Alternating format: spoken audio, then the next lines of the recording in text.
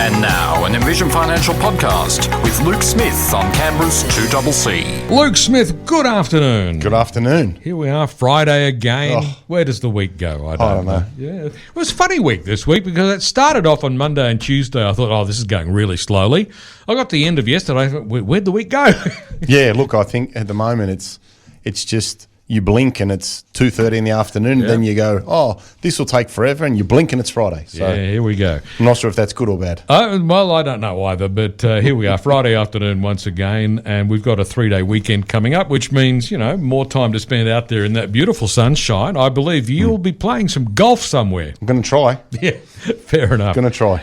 Golf, a good walk ruined, as they say. Correct. I am going to retire. No, not me. This is our topic today. I am going to retire in July. What should I get ready so there are no surprises? Okay, well, let me start with why July? Has that got something to do with the new financial year? Well, no, I get this one a lot, that people sort of coordinate their retirement with the end of financial year. All right. That makes sense. Be neat and tidy. Yeah. Sounds like a good time to finish. Yeah. After Christmas, Yeah. 30 June. Yeah. Why not? The 15th of May doesn't have the same ring to it, does it? But what we're pointing out here, and I guess for some context, is people also come in and go, I'm going to retire in June. And I go, great. What do you need to live on? And they go, I don't know. What are your fixed expenses? Oh, I don't know. Anything coming up that you need to allow for? I don't know. And I guess today's about working through the I don't knows, because it's a massive decision, and there's an element of comfort in knowing that what you need to generate can come from the asset base that you have. But more importantly, where do you draw it from? And do we have a few backup plans, and have we made the most of existing legislation before you finish? And what are some things we may consider doing after you finish to make the entire process as cost effective, as tax effective, and as flexible as possible? And that sort of segues us into the first bullet point I've got here is, do you know what your fixed costs are? Because asking me if it's enough is not going to work for you. Because I'm actually the wrong person to ask. Because I have people come in and go, I can live on $60,000 and have a great life. I also had a lady tell me the other day that she's scraping by on $400 a year. So when people say, what does the average person live on? I'm actually the wrong guy to ask, because I see both extremes. And you need to find a normal that's right for you. What your friends do, what your neighbour does, what a colleague does, how they live, what they drive, how the holidays they have, may be completely different to what you do. But a good first starting point is, what are my known fixed costs? Because they're non-negotiables. Then I'd be thinking about, well, from a lifestyle perspective, what would I want money to be able to do each year in addition to those fixed costs? And is it sustainable? And I'd break that into two categories. Are they ongoing or non-ongoing? So car registration, school fees for kids, and an annual golf trip with the lads. Ongoing, not negotiable. A trip overseas, okay, is that every year? Is that every 2 years? Is that every 3 years? Thinking about that sort of stuff is really important, because I find that when people retire, they want to see the value of their money go up, and they want to be able to generate a level of income from their resources that ensures that the purchasing power of their invested capital remains at or increases over time. So if you've amassed $1 million in super and your ongoing number is 60,000, if you earn an average of 7, then you're going to have money for forever and everything's great. If you've got $1 million and you actually sit down and work out that your ongoing lifestyle number's 90,000, then you're going to need to accept that there's two things that can occur. You wind back your spending, or you accept that the capital value of your superannuation will diminish over time. So understanding what you need to generate is the first port of call. Where you generate it from is then the second analysis of, okay, what do I get? Another big misconception or asset class that causes concern is property. Oh, we rent the house for $850 a week. we get X amount of rental income. No, you don't. You've got rates, you got land tax, you got owners, you got strata, you got this, you got that, you got a missing roof, you've got a busted fridge. What do you get from a net perspective after agents, costs and everything else? Because I can assure you it's not the 4.5 to 5.5% of gross income that you're working on the value of the house from. So understand what your resources are going to generate and the consistency of that income generation. From a portfolio, it's a little bit easier to do because we have liquid assets. So you could say that $1 million will generate 3.5 to 4% from a diversified portfolio, and then you may achieve another 3, 4, 5% of capital growth depending on the assets that you hold, the time frame that we're talking about, the economic environment that we're in. So it's important to understand that we start with what we need, then we start with where does it come from, and we understand our asset base. Now, an asset in this category for me is part-time work because people retire, they have a holiday, they buy a caravan, they drive around, they go overseas, and then they realise that, I'm bored. Hey, Luke, got anybody that needs somebody 2 days a week? And if the answer is, well, yeah, I'm really handy and I'm going to go to Bunnings on Saturday and Sunday and earn 25 grand, you've now taken a lot of capital pressure off your portfolio or the rent that you need from a physical asset like commercial or residential. And there's a lot of peace of mind in the resource of working because now you're not doing it because you have to. You're doing it because it's a bit of interest to get you out of the house and it gives you a bit of purpose. Because I think keeping your mind active is really, really important, not just from a lifestyle perspective, but from a wellness standpoint. I think mental engagement and physical engagement are vital to keep your strength and your balance and all your physical attributes. But also then that you've got some purpose and some more running around money, let's call it, to be able to fund things that you might want to do. And I'm not against people working. I've got some clients that work, I've got one guy who's 82, still does something 2 days a week because he loves doing it, which is unreal because it's all those good physical attributes and he's got some money to throw around to do a bit of this and a bit of that takes the pressure off his accumulated assets. So what I want people to take from today is that being prepared and informed is really, really good. If you're coming into 30 June, try and prepay as many big things as possible. Try and clear as much non-deductible debt as possible. Try and think about when you may sell assets. So this is an important one. So I've got these 3 investment properties, but I haven't sold them because my wages will increase the tax. All right. So let's sell them in July. You finished at 30 June. You've got no other taxable income. You're over 60, you draw your assets or your income from superannuation. And now's the time to be thinking about selling assets to mitigate the capital gains tax implications. Then we have to jump over the next assumption that I find is, well, I'm not working so I can't add money to super. Yes, you can. Under 67, working has nothing to do with your eligibility to put the money in. What you need to be thinking about is, do I need a tax deduction or not? Oh, I've just sold this property in that financial year. Great, let's get some tax deductions in. Let's put $32,500 in and claim it as a deduction because that will be the concessional limit in the next financial year. So being strategic about the redemption of assets is important because it'll maximise the net return that you achieve. It'll also then maximise the control over liquid assets that you have that will then go on to generate a pension to fund lifestyle. So having a game plan and not leaving it too late is really important because you walk into me and say, I've got these 5 houses I want to sell. It's going to take a while. So you should be thinking about it well in advance.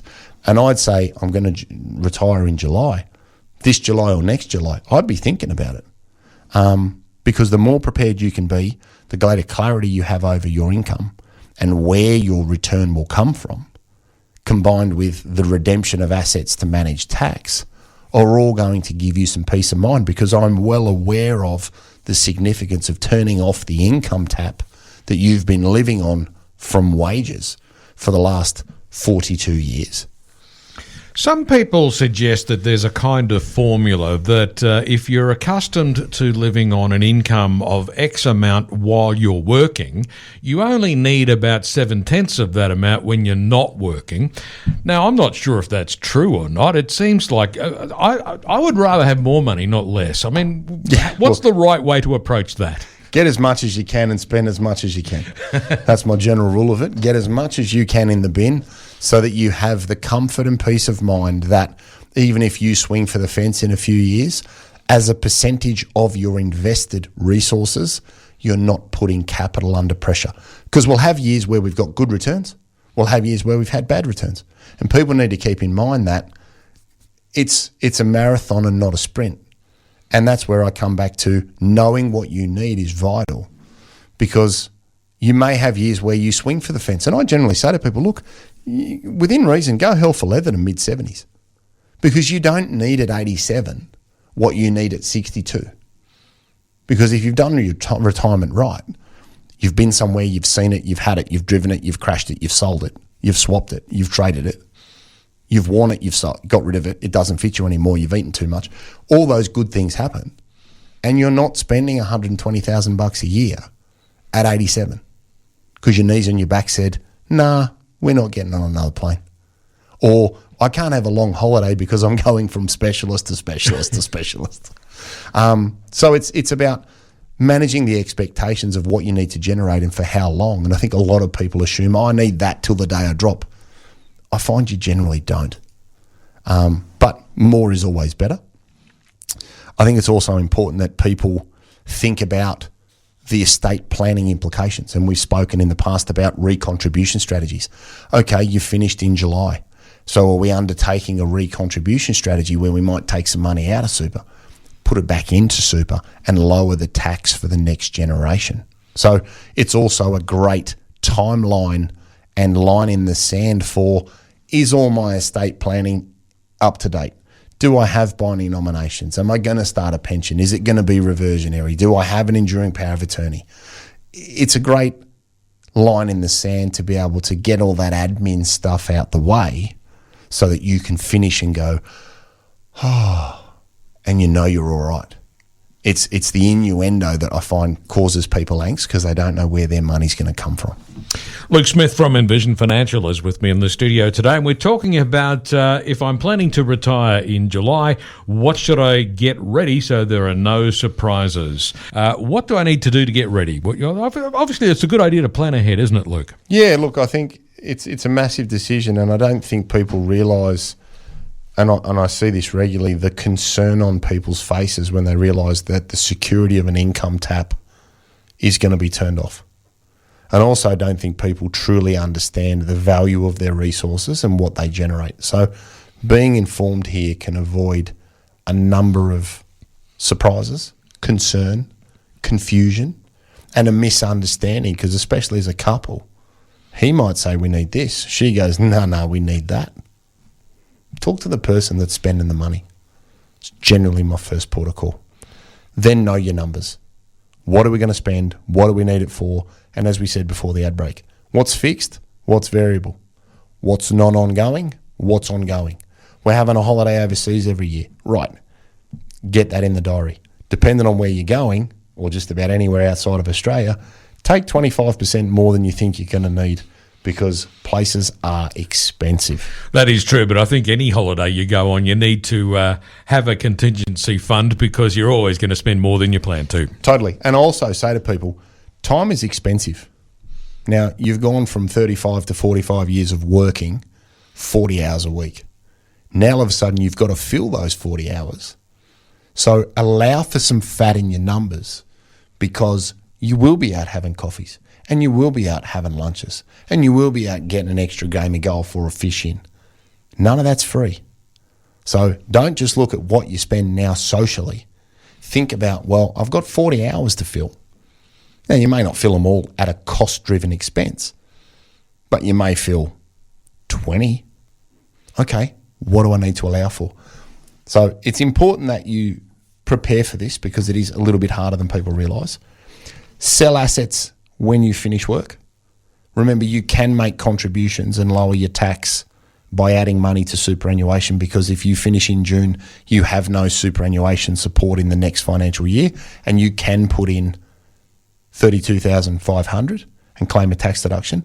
If you've got under 500 grand and you're selling an asset, use the catch-up concessional legislation to bolster the capital gains tax benefits. If you have finished and you're going to start an income stream, think about reviewing or considering a recontribution strategy to make the taxable impact of your death advantageous for the next generation. Make sure you have your estate planning documentation in place. Make sure you've thought about whether your pension is going to be reversionary or not from super. Remember that there are thresholds that you need to adhere to when it comes to transfer balance cap and total super balance. Don't make assumptions. Go to MyGov, get the information that the ATO have, because they will not do you any favours if you get it wrong. And I think if people go into retirement with that mindset, it doesn't need to be frightening, but I think it is important that people have clarity around a massive decision. And just remember that working is another resource that can improve the quality of the holiday, can improve the quality of your next set of clubs, can improve the shoe collection or whatever you want to spend your money on. Don't be afraid to go back and do something to keep physical and mental strength and a sense of engagement and community, because I find people's attitude towards working changes significantly when they don't have to do it. And that, for me, is my definition of retirement. If you can say no doing anything and still live the way you want to live, you've retired. If you choose to go back and do a few hours, great, all the power to you. But don't think that there's causing massive tax problems by doing it. Get some advice from your accountant. Now, one final note here, of course. We've been talking about retiring at the end of the financial year.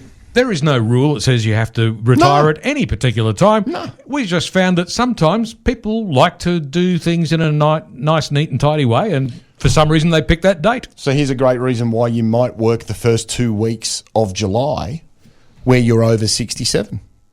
Let's say you want to put money into super. Work the first 2 weeks of July. You've met the work test. So now you can make a deductible contribution. So again, great point. We just drawn a line in the hypothetical sand here. Do what's right for you, but think about the implications prior to doing it.